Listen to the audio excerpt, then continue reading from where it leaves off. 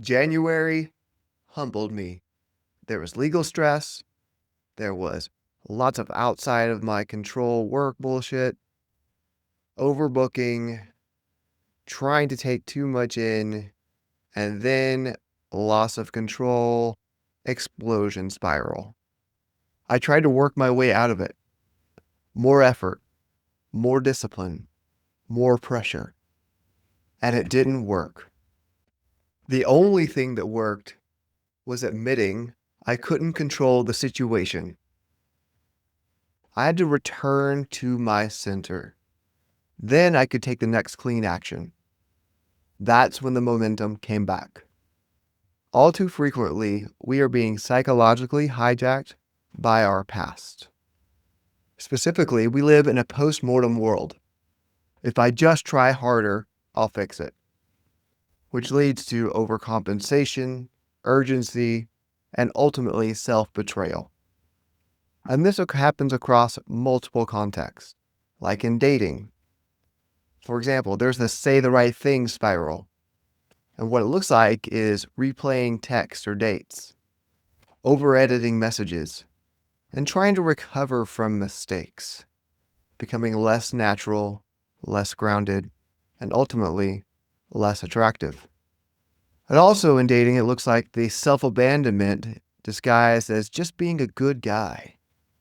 What this looks like is over-accommodating to whatever's happening, suppressing your preferences and not really having any personality, and thereby losing any type of sexual or relational frame.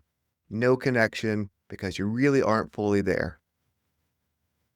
Losing any sexual or relational frame, thereby making any sense of connection and attraction just disappear. This also shows up in terms of frantic productivity, and when we get to that frantic state, there ends up being collateral damage. Specifically, we like to have sprints after we made a mistake. Oh my God, this thing just happened. I gotta pull an all-nighter. And you might fix one problem, but create 3 more along the way. Because ultimately, what we're doing here is trying to prove our worth and not do the work.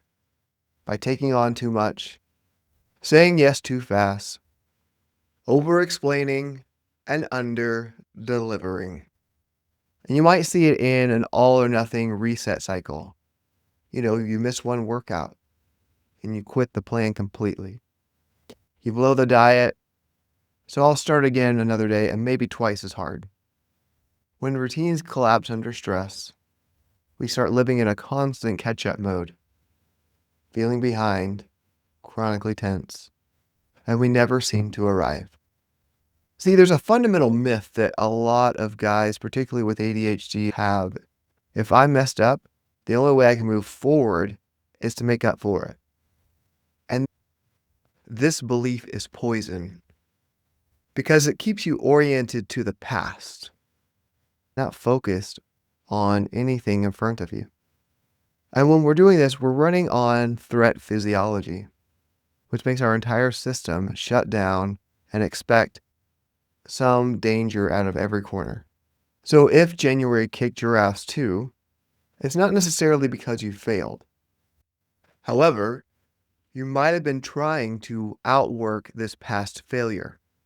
And anytime you try to outwork uncertainty, you are going to struggle. And I see so many struggle because they're stuck trying to redeem the past instead of returning back to the present moment and being centered. The fastest way to move forward isn't fixing what went wrong. Whatever happened, happened. We need to come back to our center and take the next clean action. Atonement feels responsible, but it's often just panic in a suit. So we need to release our past and start acting fully in the present. Our brains have evolved to be prediction machines. There's a whole field of predictive processing that talks about this. And essentially, our brain is taking sensory information from the world and is trying to interpret what might come next.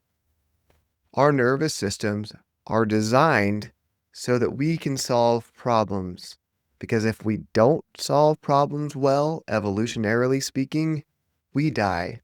And no one wants to die. And under stress, the reticular activating system and amygdala bias perception towards threat. So when we fixate on past mistakes, there's an evolutionary function. And this evolutionary function keeps us into sympathetic overdrive. So trying harder in this state actually just decreases our ability to solve any problems in any meaningful way. Because the part of our brain that's in charge of being creative or planning and organizing is offline. So when we learn to return to our center, we physiologically downshift our body to a place where we are actually able to make good connection. We do this by breathing. We do this by setting up a posture. We do this by returning our attention to the present moment. It's helping us to learn to make decisions based on states that are helpful for us. So I do jujitsu. And when you're getting smashed in jujitsu, panic makes everything worse. You start spazzing out and you're burning energy, and that starts to expose you. The only way out, though, is to breathe, to remember your plan, and to use technique, not strength. Life works the same way. Atonement is spazzing. Centering is skill. So in dating, the moment you try to make up for a mistake, you'll lose frame and potentially the girl. So instead, return to yourself. Be present in your body, and then you can attract. In work, you feel like you got to overcompensate because it feels noble, but it creates sloppy decisions. So again, we come back to ourselves. We get clear on what's important, and we leverage those skills in a meaningful way. You don't move forward by redeeming your past. You move forward by returning to the center. And if you want support in doing that, I'm here, and there's a bunch of other professionals ready for you. You can do this. Let's go.